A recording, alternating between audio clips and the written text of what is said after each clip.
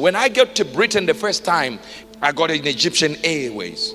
And I got in there, sat down just a few weeks after this thing had been moved. And I'm going to Britain and to stay with my brother, Evangelist Lee. And on my way there is a guy who just sat next to me. Halfway, we go to Egypt. And this guy sat next to me. I had not noticed him the whole flight because there were just few of us. And the man just turned to me and said, "Don't worry, read this verse. Genesis 1 verse number 1. I said, "I know Genesis 1 verse number 1. What is he talking about?" And then he stood up and said somewhere else and never spoke to me until we got to Britain. And then there were people coming out, and I was going to college, and there were people coming out, and I have a letter to go to this that I've been accepted to a certain college there, and everything is proof, 100% correct. And we were like 10 or 15 of us. And as I got there, I was supposed to be the leader. And another guy just went to another immigration officer and said they were the leader. Now he's the leader, I'm a leader. They said, "What's wrong with you two people? Are you the leader or is the leader?" Now, lucky enough, or rather good enough,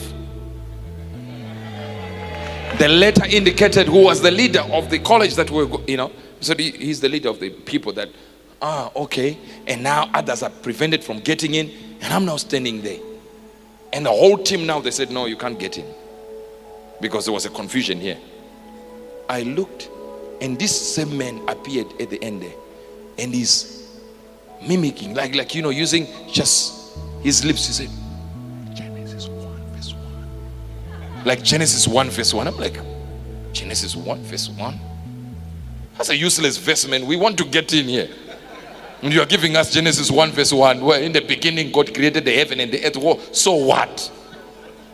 I'm sitting there. I'm like, yeah, you got a point. This earth belongs to. Then he starts whispering, and I could hear him because you just went like that. He said, "Britain does not belong to the British people. It was created by God. So your access is from him." I got my visa nicely. I come out. The guy's like, "You see, this is what I was telling you." And I see my brother waiting for me there. Never saw the guy ever again. Imagine realizing that there is some fear I have, and God sends a person, or rather an entity, to begin to speak a verse that didn't make sense in that same location.